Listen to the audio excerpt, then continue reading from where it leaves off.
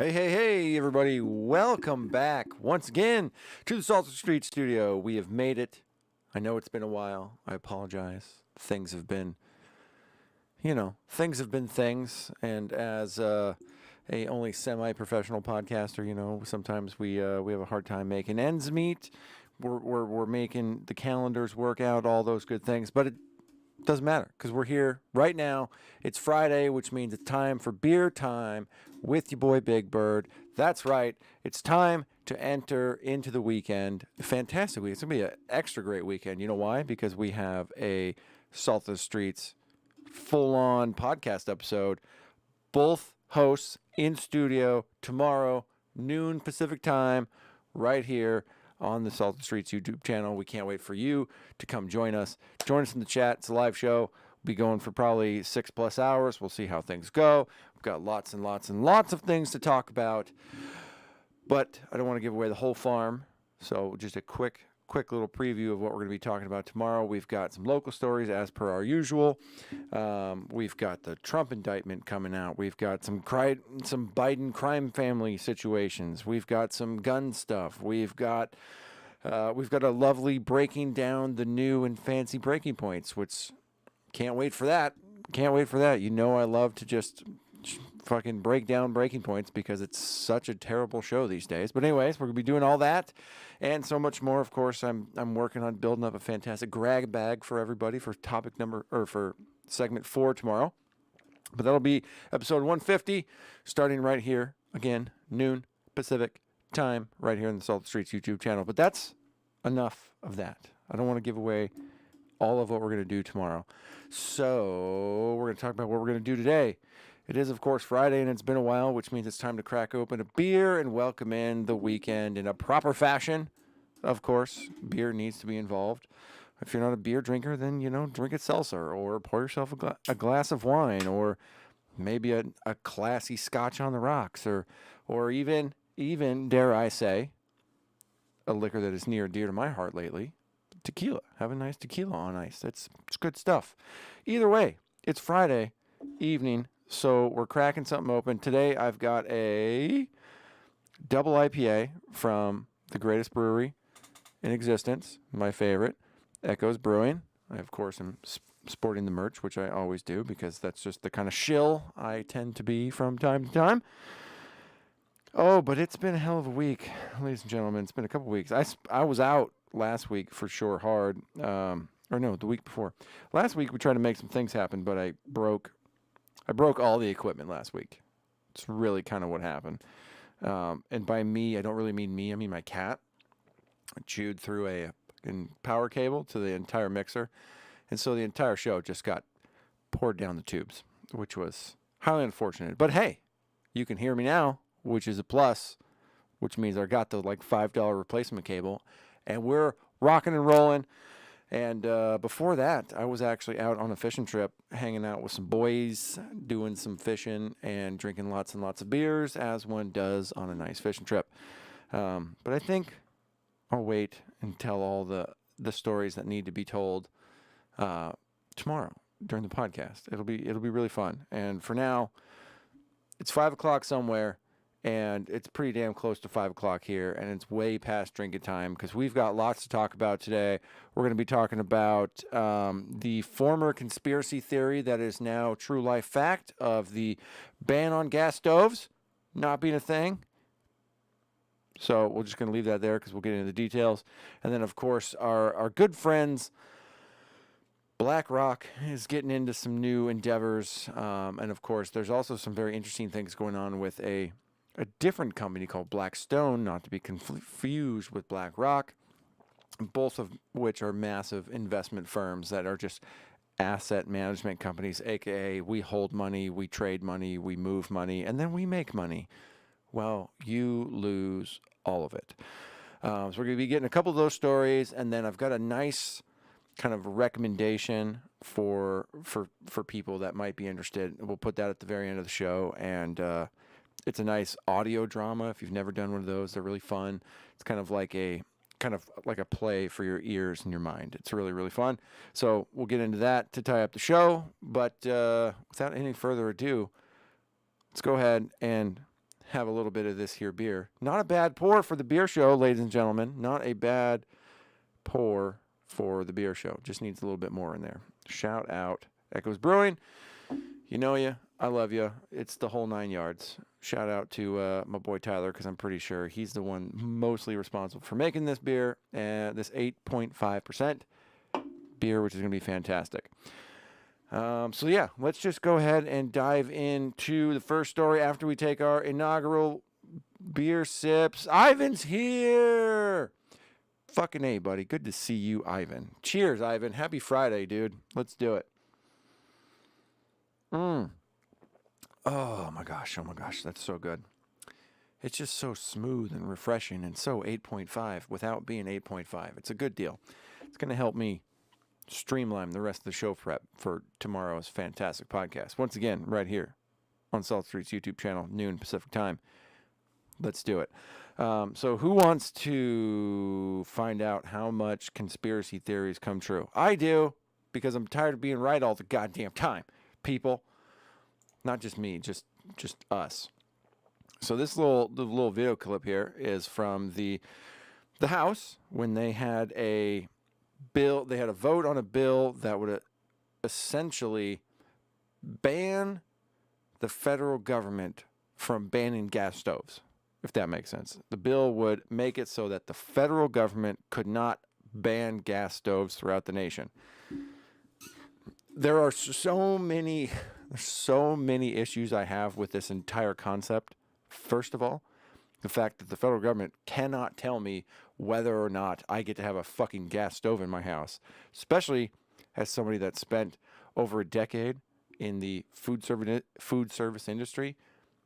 We're cooking on gas. That's the way it goes. You're not going to upturn the entire U.S. fucking economy because all of a sudden you decided that gas stoves melt the icebergs and kill some. I don't know what else does climate change do. I know it like ends in everybody dead and the world on fire, according to like people like AOC and Bernie Sanders. So whatever we need to do to get to their future is I'm kind of buying for it. So I'm here for it. But what really did happen is there was a bill on the House floor that would bar the federal government from banning gas stoves. And, of course, in very unsurprising fashion, the vote did pass. The bill did pass. The vote of 220 to 181, or 249 to 181, sorry, with 181 Democrats voting against the bill that would have prevented them from banning gas stoves on a federal level. So that's really fun and exciting, right? So 181 Democrats decided that it was fine to ban gas stoves, but again, Green New Deal thinking, I guess that does kind of make a little bit of sense for them. Actually, let's just play this little clip video where they actually make it official. 249 in the name. Where I should probably turn on the desktop audio. Hey, there we go. It's been a minute. These are 181. The bill is passed. The bill is passed. Done. Passed the House. Cool. So the House has officially made it, set their stance that it is not cool for the federal government to be banning gas stoves, right? Now, if you all remember, not that long ago, it was considered a conspiracy theory to think that the federal government would do something as egregious as think they could tell us what kind of stoves we can have in our fucking house and what kind of stoves we can't have in our house. Mind you, this was a couple years ago, and since then, there has been multiple city bans on gas stoves in new buildings. There's been bans on the state level. Basically, neither here nor there, because they're all ridiculously stupid. And they basically only applied to new construction, and at this point, I don't know. That's a whole other problem to handle. I do not for a second think that it's okay for people to not be allowed to have a gas stove in their house, because it's the best way to cook food. I will tell you that right now. The difference between cooking on a gas stove and cooking on an electric range is so far like the chasm is so wide, you literally cannot compare the two. They're almost completely different cooking methods in a specific way. Mind you, you do kind of have to get in the minutia of actually doing a bunch of cooking in a high volume, high paced, area to actually be able to notice that much of a difference. If you're just a homeowner who's not really that adept at cooking food from scratch, you may or may not be able to fully appreciate the differences involved, and you might just be going, okay, I need heat, I don't need heat, I need medium heat, I need high heat, I need low heat. And that if that's all you're dealing with, you may not even really think about it. But I'm more concerned with the concept that the federal government or even the state or city government feels that it is within their power to tell me that I can or cannot have a gas stove. In turn, I just say, go fuck yourself. It's none of your goddamn business or whatever. I'll have whatever kind of stove I feel like I want for me and my family. That's really what we're going to be doing here. But if we all remember, we were all called conspiracy theories because there was a small group, if I remember correctly, like a focus group within the government that was looking at kind of like overall climate change type things, Green New Deal type things, and they decided that it would be a good idea to ban gas stoves, just like Ireland decided that they better start murking 200,000 cows because they fart too much. But we're not going to play that game. But when we first heard the news, everybody, conservative Twitter, up in arms, libertarian Twitter, up in arms. Anarchist Twitter was just clutching their pearls going, oh, I can't wait for it all to burn when everybody turns against themselves over the gas stoves. But in reality, we were just called conspiracy theories and told that there was zero validity to the things that were happening.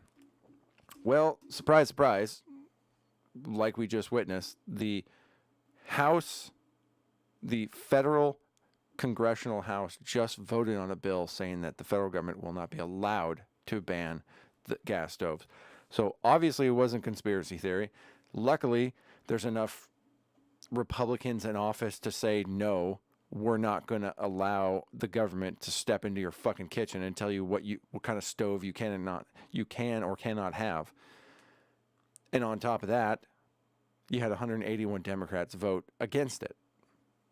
Now, part of that might just be stupid bullshit partisan politics and everybody's just doing the party line thing. I think there was only 29 Democrats that voted to support the concept of the federal government losing the ability to ban gas stoves again, which I think is just so mind-boggling when you actually think about it. When you think about the fact that if this vote went a different way, or if this vote never even came up for a vote, that the federal government essentially, if they felt like it, they could have just banned gas stoves throughout America because it's bad for the climate or it's bad for your health, or they'd make up some fucking excuse. Now, the Biden administration felt like it was their duty at this point to put out a fucking kind of like a statement, more or less, and this comes from the AP, that fact-focused Biden administration isn't banning gas stoves. They say the Biden administration has come under fire this week due to uncooked fears. Stop with the fucking puns in your goddamn news, you piece of shit. Just give me what I need to hear. Sorry. Uncooked fears that it is planning a nationwide ban on gas stoves. The claim was sparked by comments from a Consumer Product Safety Commission official published Monday that, quote, any option is on the table, end quote, when it comes to regulating gas stoves amid growing health concerns over the appliances. So that's the tack they're taking at this point, is they're concerned about your health. So you can't have gas stoves in your house because it might make you unhealthy. It might, give your kids some kind of things. I don't know what they're worried about. The Consumer Product Safety Commission, for whatever reason, I don't know. Let's actually, you know what? Let's take a fucking side note here while I just pontificate about this a little bit. The consumer, I want to see who's on this this panel or whatever. What was it? It was the Consumer Product Safety Commission. Thank goodness we have copy paste. Makes things quick and easy. Paste. Who is on this bitch? If it's a bunch of unelected people, I'm going to lose my shit. There's 500 employees at the U.S. Consumer Product Safety Commission. Good God. That is so disgusting. Their budget, $192.13 million as of 20. Let's pull this up for you guys. That way you can see them. Let's just go to their website. So I think a lot of it focuses on like actual recalls, faulty products, stuff like that. But at the end of the day, I don't understand why this has to be a government institution. Yeah, we're not going to get the news we want here. But either way, so it's essentially another alphabet agency that exists in the federal government that decides whether or not you can do certain things or not. Sweet. Holy shit, Ivan. Okay, let's read these. This begs the question, how much crap have they pushed through in the past that is on the books that no one knows about? They can pull these out of their ass at any time they want. People need to start giving a shit and start paying attention because they are going to wake up in a country that doesn't even resemble the one their parents grew up in. I would argue, good sir, that has already happened, but also you're definitely not wrong at all. Yeah, how many other pet projects do the lobbyists have in their little manila folders sitting on a fucking desk of some high-ranking representative somewhere in the Congress or in the Senate that is just their little pet project that is going to, the bill's sitting in the folder. The lobbyists and their company wrote it up. All they need to do is get the politicians on board, and there you go. That's how most of this shit happens. These representatives are not smart enough to write these bills. Like, their staffers are young. They're young people with not a ton of life experience. I mean, all these bills that are super convoluted and that essentially serve the giant corporations and just all the, the elite class of the country, whether it be in business or in government, all those bills are designed to serve them and them only and screw over all of us, take all of our money and give it to them. Not even the politicians write those. The fucking lobbyists do. And it's disgusting. How do you tell? How can you tell? Because every time there's a bill that benefits, or that a massive bill that's passed like that, you look at the companies that benefit financially, the individuals that benefit financially, and it's pretty easy to spot after a little while. But yeah, it is kind of disturbing, Ivan, to even begin to think how many more things are sitting in manila folders on congressional members' desks or senators' desks. Because it's there. There's a stack of shit. People vying to get stuff through that'll just screw over everybody. The gas industry, I mean, let's just think about gas stoves for a second. How many competitors are there to like the gas stove manufacturing industry, I guess? Or maybe at that point it's just the source. So you got to go back. Maybe it's just the fossil fuel industry is getting hit by, I don't know, anybody else at this point. I mean, everybody fucking hates the fossil fuel industry at this point, except for a very select few people. But, it wouldn't be difficult to imagine that this is certainly something that is just somebody's pet project. Why the fuck would anybody want to ban gas stoves other than for some bullshit reason that is going to be a lie and definitely untrue and would make zero sense? You cannot argue a point that is based on a lie. And I guarantee you, anybody that's truly arguing from a good faith standpoint is not going to be worrying about the fucking environment or your safety. There's something else. Just follow the money, Ivan. That's right. Just follow the money. Where were we? We left off here. The claim was sparked by the Consumer Product Safety Commission official published Monday that said, quote, any option on the table. Yep. When it comes to regular gas stoves amid growing health concerns, in the days after, discussion online evoked images of the government dragging 4-burner cooktops from homes as social media users shared memes of gas stoves with titles like, don't tread on me. Well, yeah, word. Because that's what you want to do with guns. That's what you want to do with anything else that you don't like. You would love, in the perfect world, to just be able to break into somebody's fucking house and drag them or whatever appliance that you don't agree with out the fucking door, and then you don't have to deal with it anymore because now the world's a better place. Say, quote, I'll never give up my gas stove. If the maniacs in the White House come for my gas stove, they can pry it from my cold, dead hands. Come and take it. Conservative Texas GOP Representative Ronnie Jackson said on Tuesday. But officials insist that people's kitchens and appliances are in no danger. Here's a closer look at the facts. Claim. I feel like where's Crowder at? He's always doing the claim truth thing, and it's just kind of sad and annoying at this point. But the Biden administration is planning a ban on gas stoves nationwide. The facts, according to AP, aka according to the White House, because they are essentially a mouth for the White House. Whew, sorry about that. Whew. I tried to go down the wrong tube. Tickled my throat.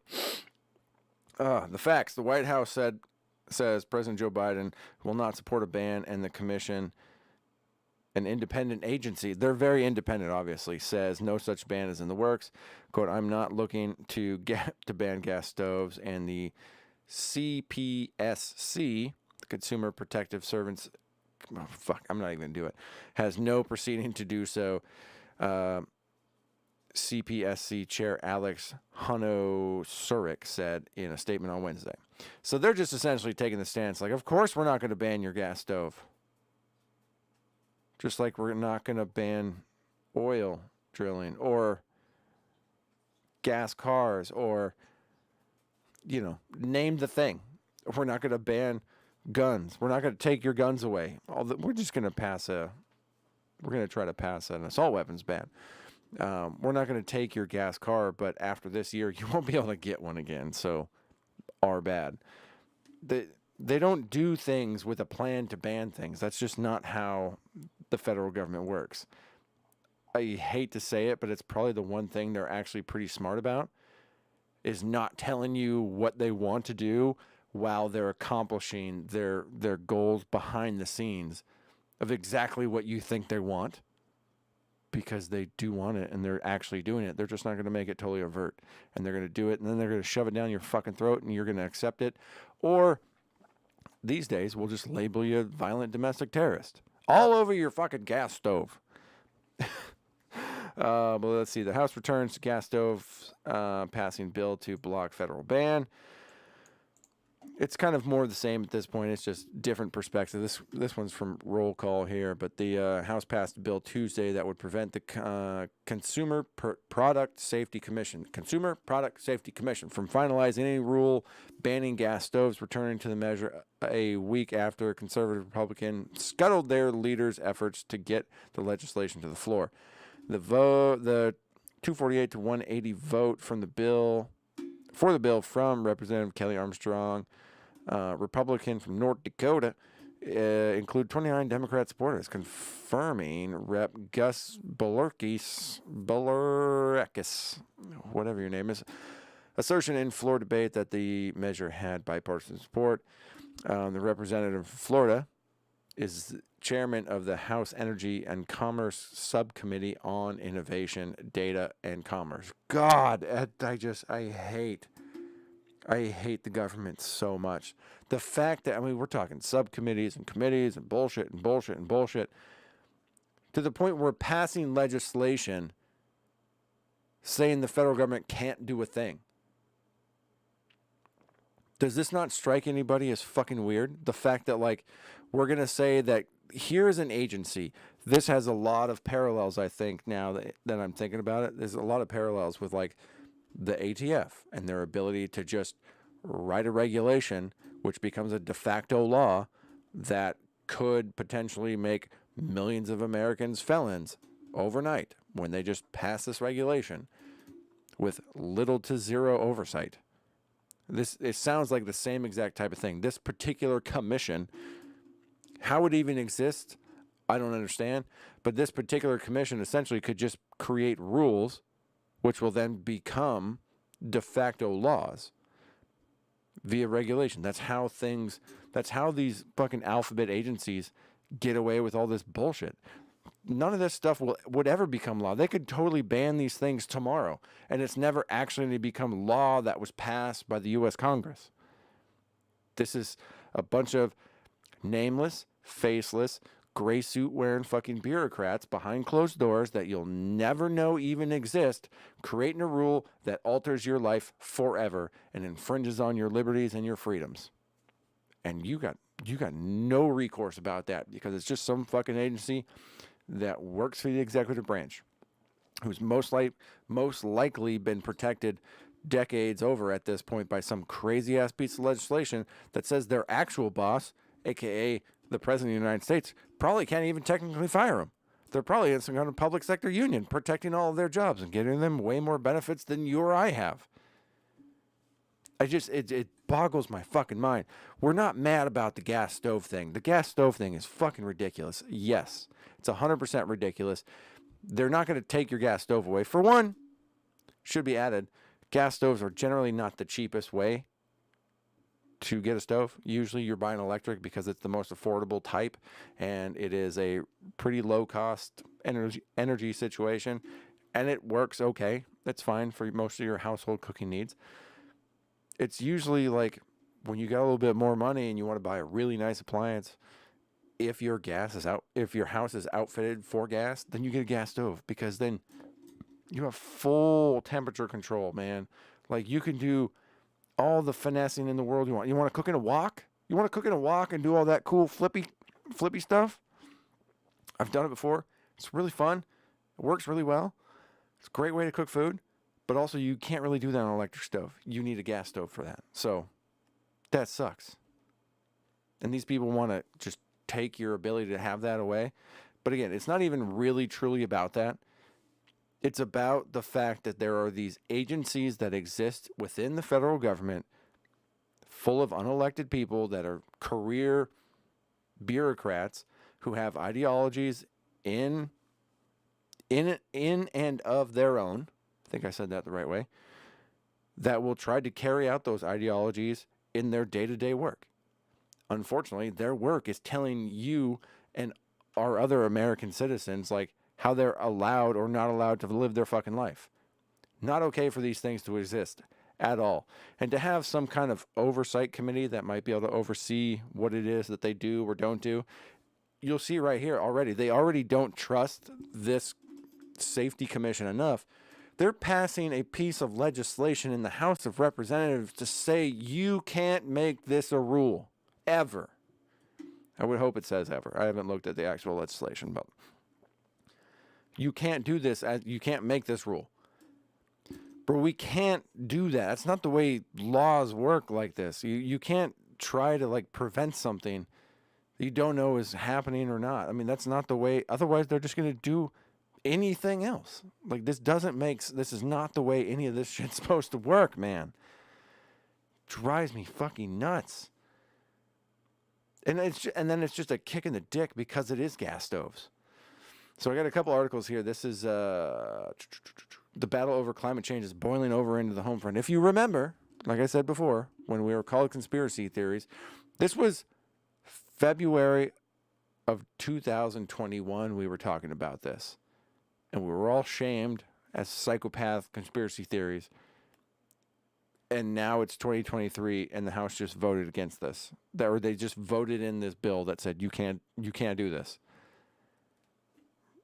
Just like the initial tweet we started with said, conspiracy theory comes true. 181 Democrats just voted to ban gas stoves.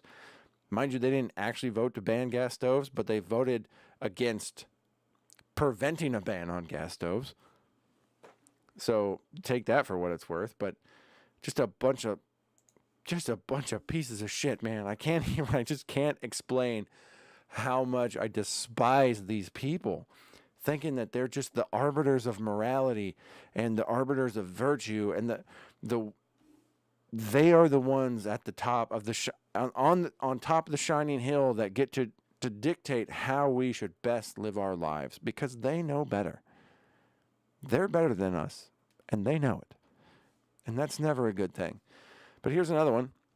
Another article that labeled everybody a conspiracy theorist back in 2021 when the Democrats' war on gas stoves is a slap at cooking culture. Mind you, this was from National Review. So, of course, they're going to take the stance that, like, the Democrats coming after the gas stoves.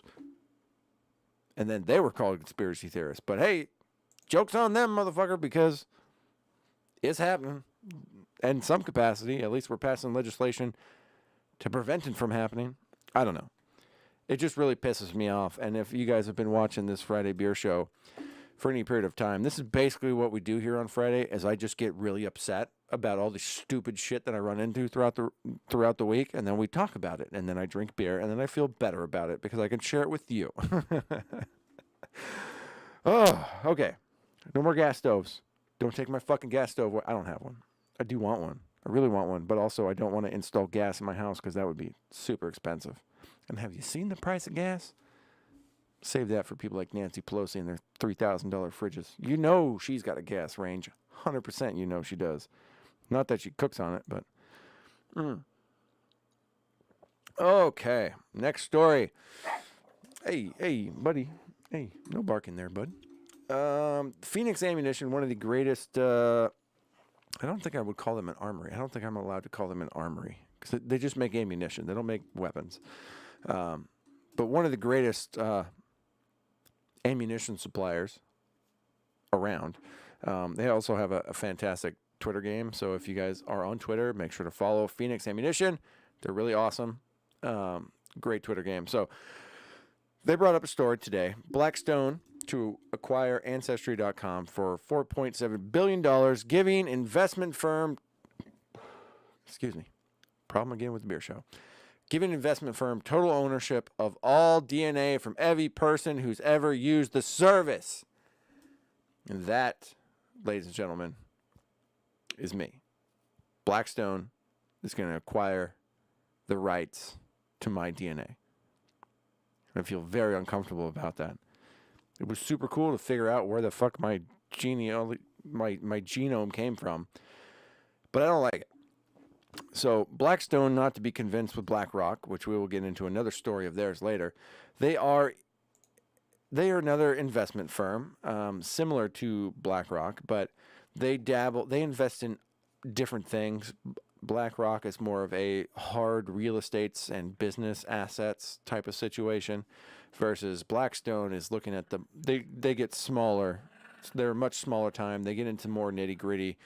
I believe right now they only have, just under $1 trillion in assets under management, aka they own portions of companies that all add up to essentially just under $1 trillion, which is, good for them. So I just ask you, why is Blackstone buying Ancestry.com, right?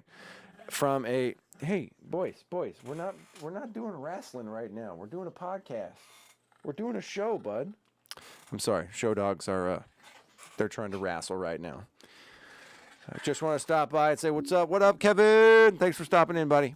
Thanks for stopping in. Hopefully you'll be there at the show tomorrow, noon, Pacific time, right here. You know where to be. You know where we be at.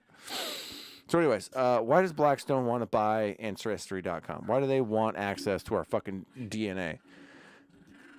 They may not want access to our DNA. Let's do like the most devil's advocate. We're going to treat them with kid gloves and say they just want the best intentions in the world. Bud, chill out with the growling. Play, don't growl. You're so loud, dude. You're so tiny, yet so loud. I don't know, again, we're gonna play them in the nicest. They're angels. They're high quality investors that have just the best. Hey, boys, our best interests at heart, which we know is not the case, but we're just gonna play that game. So they might want Ancestry.com because it makes money, and if I'm an investment firm, I buy portions of companies that make money, so then I can make more money to buy more companies that make money, so that I can make more money to buy companies that make money. Investment firm. That's what they do. Particularly Blackstone. BlackRock, again, different story. We'll talk about them in a minute. So they bought their acquire. Yeah, they're going to acquire for $4.7 billion. Blackstone Group. Let's check their ticker just because the ticker is available. So let's check their ticker. They're down today 1.64%. They're sitting at around $91 per share. Nice trend line coming up from May there. Oh, look at that. You gained almost 10 points. Congratulations if you're an investor in a large investment group. Again, seems super weird. But it said on Wednesday it agreed to acquire genealogy provider Ancestry.com Inc. from private equity rivals for $4.7 billion, including debt, placing a big bet on family tree chasing as well as personal medicine. Ancestry.com, the world's largest provider of DNA services, allowing consumers to trace their genealogy and identify genetic health risks with tests sent to their homes. They must have come a long way since I spat in the tube. I never really got any health stuff. That was for like 23andMe. Blackstone is hoping that more consumers staying at home amid the COVID-19 pandemic will turn to the Ancestry for its services. When the fuck was this made? Updated 3 years ago. Reuters, you sons of bitches. Oh, I got duped, ladies and gentlemen. Here it is, live on YouTube. Oh my God, we're going to click this. It's going to be the same story. 2020. Bro, we did it. We did it live on the podcast. I got fucking duped. There it is. Well, hey, joke's probably on us because Blackstone probably already owns all of Ancestry.com at this point. Fuck. Well, that was fun. It happens to everybody, ladies and gentlemen. It happens to everybody. Let's check out the comments while we're here. What is everybody saying? Hey, look, why is this making the rounds this week? Like you said it was 3 years ago. Oh, I love it. Shout out Phoenix Ammunition. Just make sure. Date. Where did you get this fucking thing? Author NWO report. All right. We're moving on. We're going to go back to a real life story that I know actually exists. Fakey, I got you. I fucking punked everybody's ass. That's what that was. Okay, so this one is really interesting. Blackrock, the not Blackstone giant-ass firm that Donovan and I have spoke about at great length on the podcast, and we'll be talking about them again tomorrow, by the way. They're the ones that got all the contracts to rebuild Ukraine, which, surprise, surprise there. But BlackRock to file application for Bitcoin ETF. This comes from the Watcher.Guru, which is it's another amazing Twitter follow. This one, I swear, again, don't take my word for it. Just follow them, check them out. They're good people. They generally follow the congressional and senatorial trades and their what do you call that? Their wife or husband's trades, spouse's trades. And then we get to essentially watch how they steal money by insider trading and become multimillionaires for just being a public servant. But they're good people, generally speaking. And they just kind of share this story from Reuters here. The BlackRock files for 4 Bitcoin ETF and push into crypto. So now the largest asset management firm. Now BlackRock, unlike Blackstone, which had just under $1 trillion, I believe BlackRock, let's check there real quick. BlackRock, just to double check. Asset management, they have assets under, it's just about $10 trillion as of January 2022. So obviously a different league entirely. Again, these are people that will, BlackRock, we're going to get deeper into BlackRock tomorrow because we're going to be talking some deep kind of corporate virtue signaling, some ESG, some CEI. So you got ESG and environmental, social, and governance. Your CEI was your corporate equity index, and all the things that essentially make the new woke corporation. We talk about that and their virtue signaling, and particularly around Pride Month, but everything else. BlackRock essentially owns a decent portion of almost every single publicly traded company in the world. Again, we're talking what'd they say? How many trillions of dollars? $10 trillion in assets. So not a little bit. But now they're looking to get into the Bitcoin world, which is terrifying when you really think about it. BlackRock, but also I have mixed emotions about it. BlackRock, the world's biggest asset manager, on Thursday filed for a Bitcoin exchange traded fund that would allow investors to get exposure to the cryptocurrency as the asset class comes under intense regulatory scrutiny. BlackRock's iShares Bitcoin Trust will use Coinbase custody as its custodian. So they're going to be working through Coinbase to, I don't want to say funnel, that seems like a bad word, but to, for lack of a better word, we'll say funnel their clients' investment money into Coinbase to make money in the crypto market using Coinbase. According to a filing of the U.S. Securities and Exchange Commission, the U.S. regulator has yet to approve an application to spot Bitcoin's ETFs. Last year, BlackRock launched a spot Bitcoin private trust for institutional clients in the United States. The move comes at a time when the global cryptocurrency industry has been caught in the crosshairs of the U.S. securities regulators on alleged violations of securities laws. Earlier this month, the regulator sued major exchange Coinbase and Binance in high-profile lawsuits that reverberated through the digital assets industry.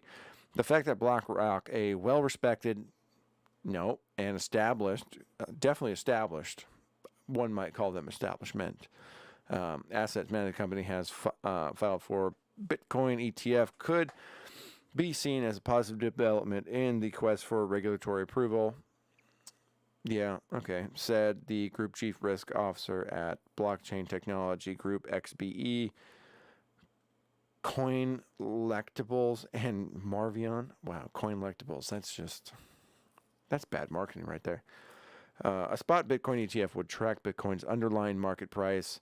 Proponents say an ETF would give investors exposure to Bitcoin without directly buying it. The SEC regulator Grayscale Investment LLC's application last year to convert its flagship spot Grayscale Bitcoin Trust into an ETF. It's the SEC. Oh, they rejected theirs. Okay, yeah. So the SEC could reject BlackRock's ETF as well, but I don't know if they will or not, because almost nobody really says no to BlackRock, because you really can't say no to BlackRock, especially if you're in the government, because essentially they kind of pay you more or less in a fucked up way, but that's just how bad our government has gotten these days. So anyways, yeah. I have a couple thoughts about the whole concept of BlackRock getting into Bitcoin, right? So for one, depending on how much of their investments get into BlackRock, it'll help stabilize into Coinbase, sorry. However much of BlackRock's money is put into Coinbase, particularly if they're looking at strictly Bitcoin,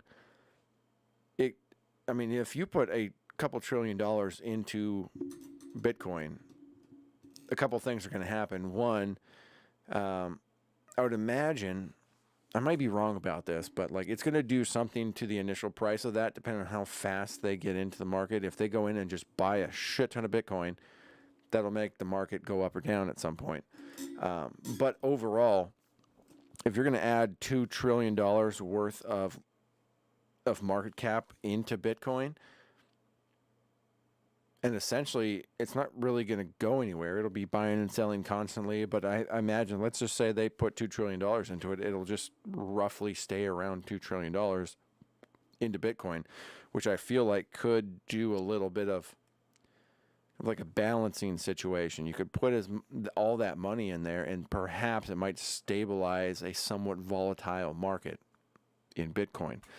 Mind you, I really don't know if that's the way it would work. I'm not a crypto dude like that, but I do know that whenever I see BlackRock getting invested into anything, my red flags go up, and I get real hesitant on all of it.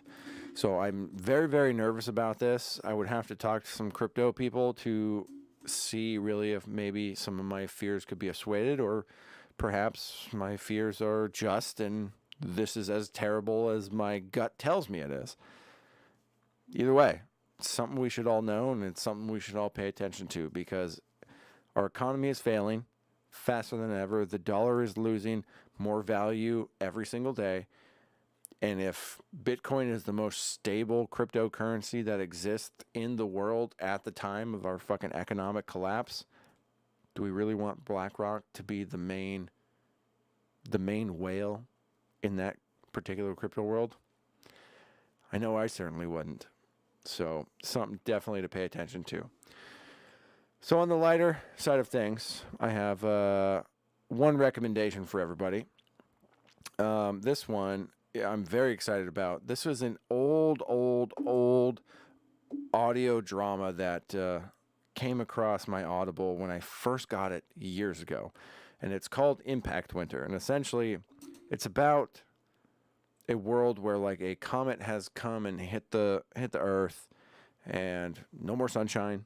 So everything's dark, and then all of a sudden the vampires come out, because there's been vampires and all this shit. And then there's this, the main protagonist is a gal who's a survivor, who's part of like this little clan that's out there surviving, fighting against the vampires. Eventually, spoiler alert, it's only been out for like fucking 5 years, but eventually she becomes one. And there's like a major climax to that thing, and she kind of gets into her own little vampire, kind of becomes a vampire by the end of the story. And then it just stops. And then it was radio silence for years. But now there is actually a season 2 that's coming out in July of this year, next month. So I'm very, very excited. And it turns out the 3rd season is also in production. So that is my recommendation for this particular week. If you're into vampires at all and you've never tried like a audio drama, definitely pick it up on Audible. I'm pretty sure it was free, because it's like a total Audible original. So I highly recommend checking it out. It's very cool if you've never done one of those experiences. Different characters are played by different actors, some of which, one of the guys in this particular one he was a dude in Game of Thrones. It was very cool. He was excellent. Lots of sound effects, good music. It's very suspenseful. It's a very thrilling. It's a suspense thriller with fucking vampires. It's a good time. Highly recommend it. So if you're into any of that, please check it out.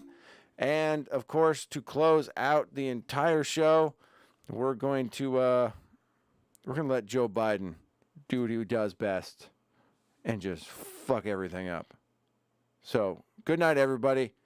We'll see you guys tomorrow, noon Pacific time. Be sure to follow us on the socials. Donovan is at alpaca_Donovan on Instagram, at Salt of the Street on Twitter. I'm at Big Bird Offie on all the other things. We are at Salt of the Streets on Instagram. Be sure to follow us on there. The Salt of the Streets Instagram is really where Donovan lives these days. So go hang out with him. He's fun. We have great stories that he's always sharing. Go check that out.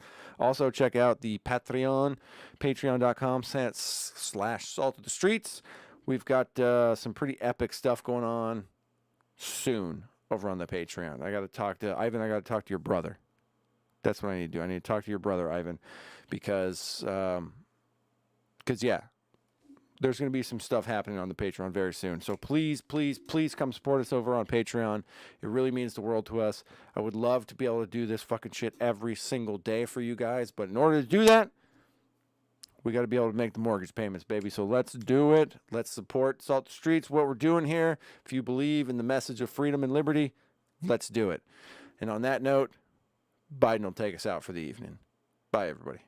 All right. God save the Queen.